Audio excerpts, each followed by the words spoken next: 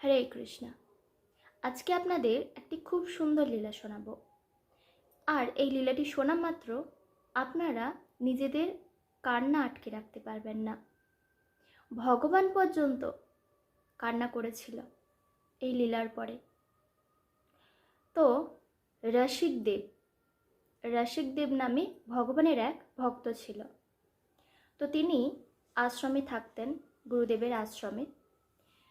তো গুরুদেবের একদিন মনে হলো যে ভগবানের সেবা এবার কাউকে দিতে হবে। তো তিনি ভাবছিলেন যে রসিকদেবকে এই সেবা দেবেন, তবে তিনি এমনিই দেবেন না, তিনি কিন্তু ওই ভক্তকে পরীক্ষা করবেন। তো তিনি কি করলেন, আশ্রমের বাকি কিছু ভক্তদের ডাকলেন এবং বললেন যে রসিকদেবের নামে অনেক আমার কাছে নালিশ জানাতে, রসিকদেবকে শুনিয়ে আমার কাছে নালিশ জানাবে ওর নামে। তো তখন সমস্ত ভক্তরা বলল, কেন গুরুদেব? তো তখন গুরুদেব বলল যে আমি চাইছি তাই তোমরা আমাকে নালিশ জানাবে ওর নামে। তো একদিন মন্দিরে রসিকদেব বসে আছে, আর একটি ভক্ত এসে গুরুদেবের কাছে বলছে যে আমি আজকে ভগবানের জন্য ফুল তুলেছিলাম, আর রসিকদেব আমার হাত থেকে সমস্ত ফুলগুলি ছুঁড়ে ফেলে দিল। তখন রসিকদেব এটি শুনলো ওখানে বসে বসে, আর ভাবছে যে হ্যাঁ, আমি মনে হয় অজান্তেই এই কাজটি করে ফেলেছি। তো তখন রসিকদেব গুরুদেবের কাছে যে ক্ষমা চাইল, যে আমাকে ক্ষমা করে দেবেন, আমি হয়তো এটি ভুলবশত করে ফেলেছি, আমাকে ক্ষমা করে দেবেন। তো তার পরের দিন আবার এক ভক্ত এলো এবং আবার ওই ভক্তের নামে নালিশ করল। তো বেশ কিছুদিন এরকম যখন নালিশ করছে, তো এবার একদিন স্বয়ং গুরুদেব তেনার ভক্তকে ডাকলেন এবং বললেন, রসিকদেব, তোমার নামে অনেক নালিশ আসছে, আর এবার যদি আমি একটাও নালিশ শুনেছি তাহলে কিন্তু আমি তোমাকে কঠোর কিছু শাস্তি দেব।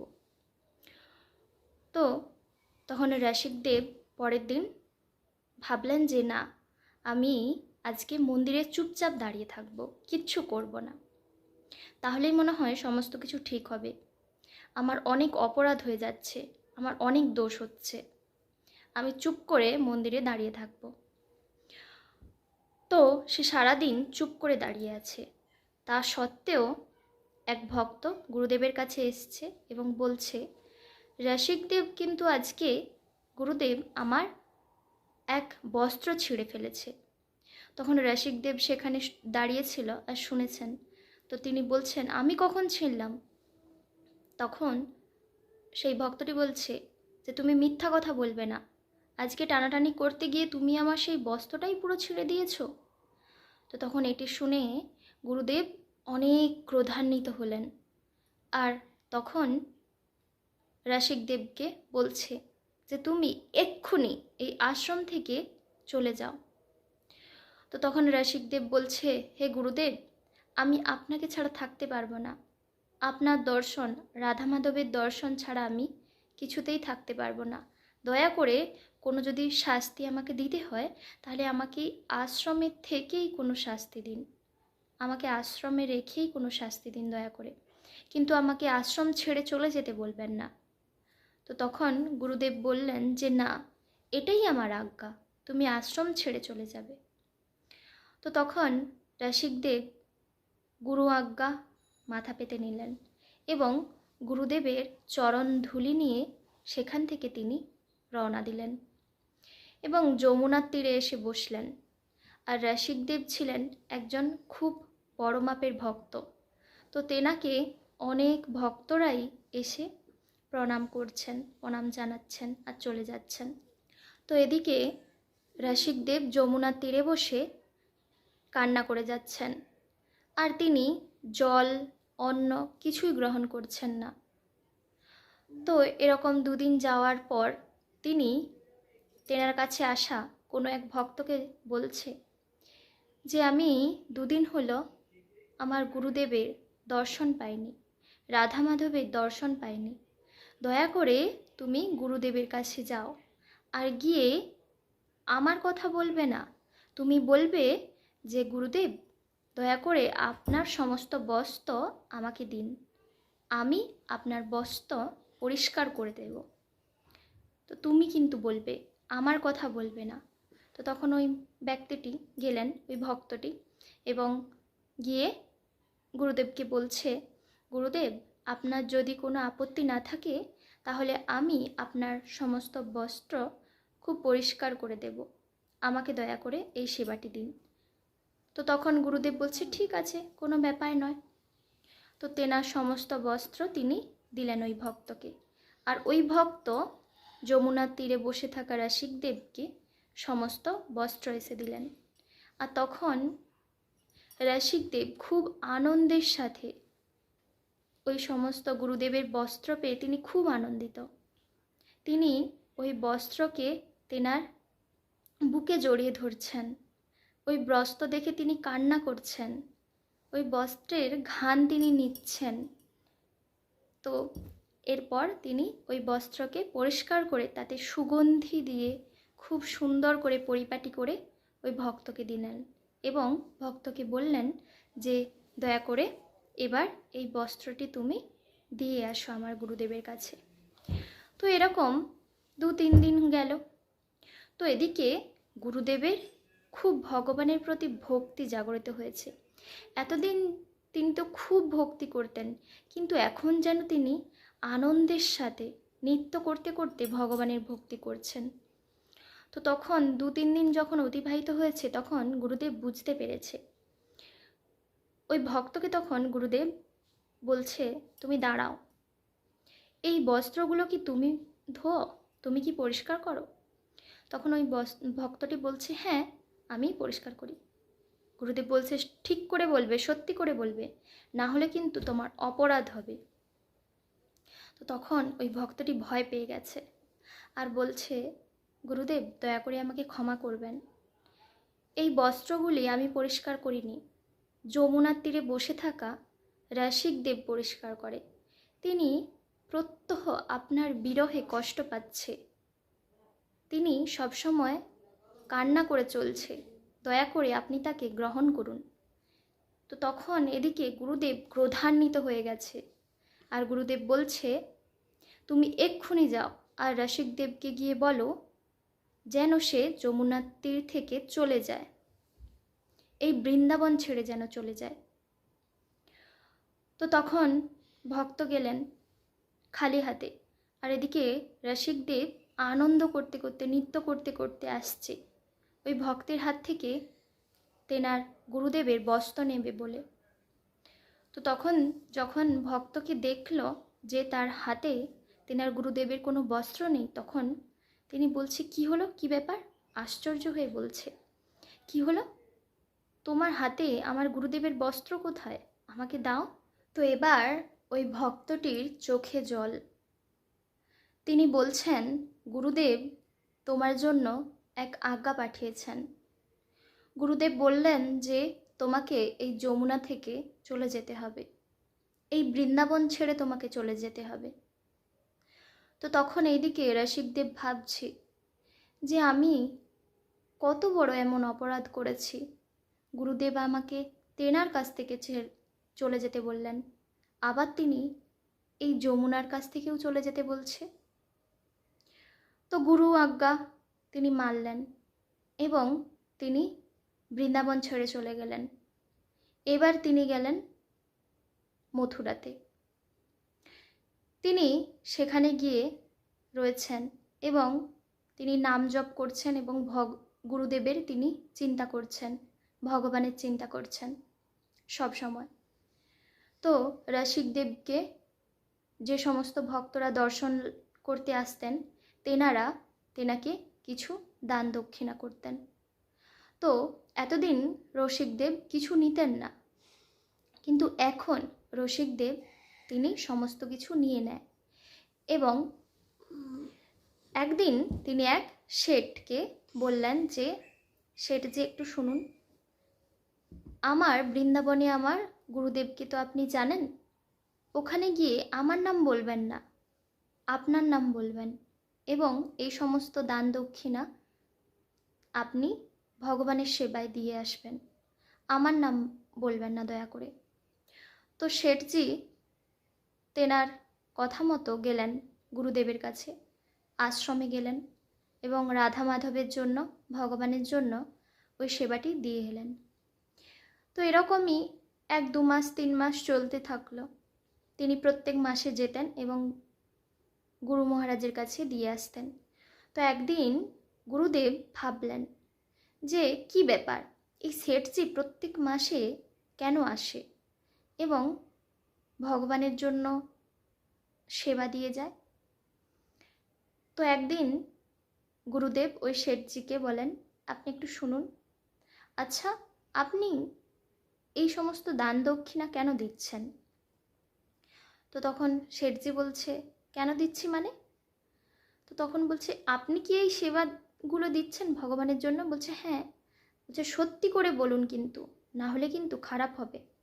তো তখন শেঠজি একটু ভয় পেয়ে গেল আর বলছে যে না গুরুদেব, আমাকে দয়া করে ক্ষমা করবেন, আমি এগুলো দিচ্ছি না, আপনার ভক্ত রসিকদেব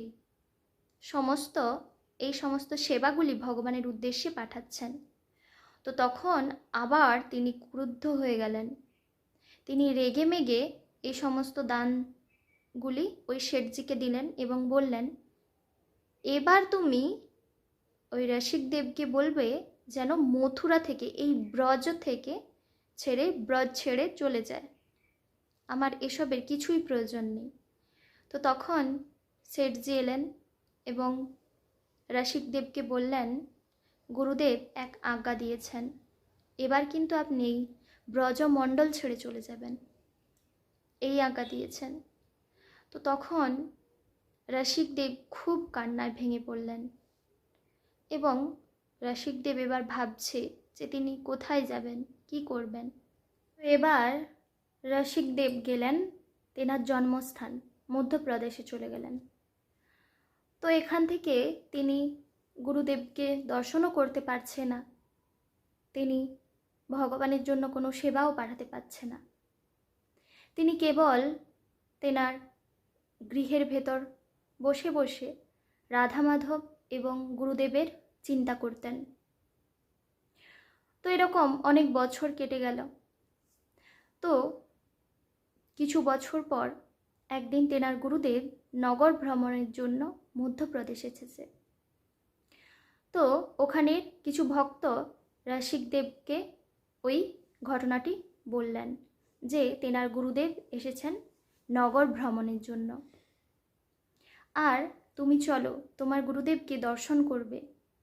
তুমি সব সময় অশ্রু বাহাও, সব সময় তুমি কান্না করতে থাকো তোমার গুরুদেবকে দর্শন করার জন্য। তো চলো, তোমার গুরুদেব এসেছে।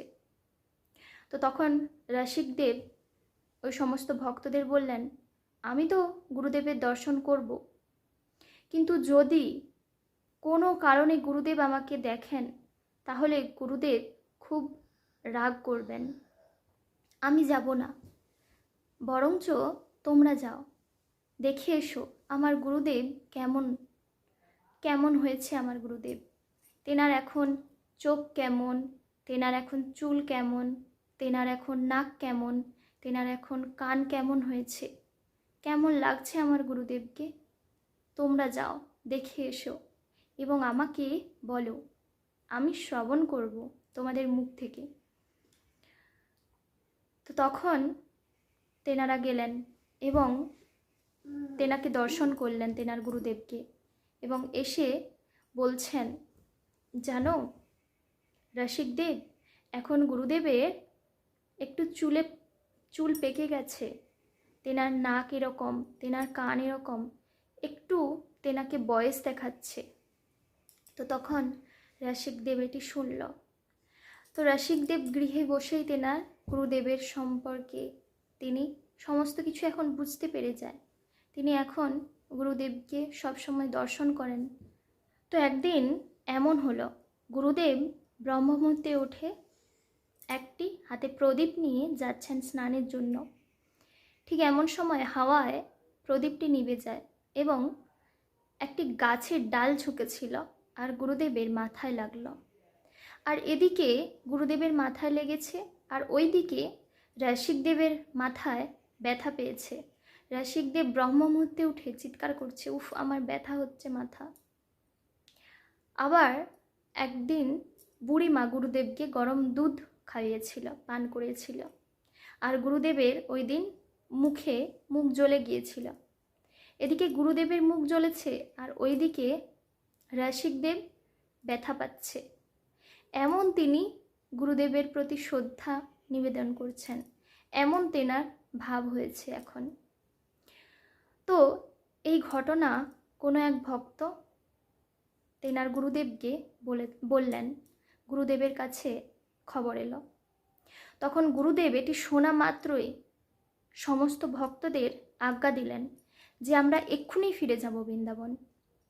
আর তখনই সমস্ত ভক্তদের নিয়ে গুরুদেব বৃন্দাবনে আশ্রমে ফিরে এলেন। তো একদিন বৃন্দাবনে আশ্রমে তিনি রাধা মাধবের শৃঙ্গার করছেন। তো তখন রাধা মাধবের চোখ দিয়ে অশ্রু ঝরে যাচ্ছে। তো এটি দেখে তখন গুরুদেব বলছে, রাধা মাধব কি ব্যাপার, আজকে তোমার চোখে জল দেখছি, কি হয়েছে? আমার শৃঙ্গারে কোনো ভুল হয়েছে? আমার সেবায় কোনো ভুল হয়েছে? আমায় বলো। তো তখন রাধা মাধব সচল হয়ে উঠলেন আর রাধারানী বলতে লাগলেন, এবার তো থামো, অনেক পরীক্ষা হয়েছে, এবার তো রসিকদেবকে গ্রহণ করো, অনেক তো পরীক্ষা নিলে। তো তখন রসিকদেব রসিকদেবের গুরুদেব যে কিনা এতদিন এত কঠোর ছিল, তো এখন গুরুদেব আনন্দে নৃত্য করছে, কান্না করছে আর বলছে, অনেক ভক্ত আমাকে এতদিন বলেছে যে এবার রসিকদেবকে গ্রহণ করতে, কিন্তু আমি কেন অন্যদের কথা শুনব? তুমিই আমার ভগবান, আমি তোমার মুখ থেকে শুনতে চাইছিলাম তোমার সেবা আমি রসিকদেবকে দেব নাকি দেব না। এতদিন আমি এর অপেক্ষাই করেছিলাম। তো এবার গুরুদেব তেনার কোনো এক ভক্তকে সংবাদ পাঠাতে বলেন, রসিকদেবের কাছে যেতে বলেন এবং রসিকদেবকে আনার আজ্ঞা দেন। তো কোনো এক ভক্ত গেলেন রসিকদেবের কাছে এবং আজ্ঞা দিলেন যেন তিনি এখনই আশ্রমে ফিরে যায়। আর এটি শোনা মাত্র রসিকদেব আনন্দে আত্মহারা হয়ে উঠলেন এবং খালি পায়ে, তেনার কিছু না নিয়ে, তেনার কিছু সামগ্রিক না নিয়ে খালি পায়ে তিনি আনন্দ করতে করতে চোখে জল নিয়ে তিনি ছুটে ছুটে আসছেন আশ্রম।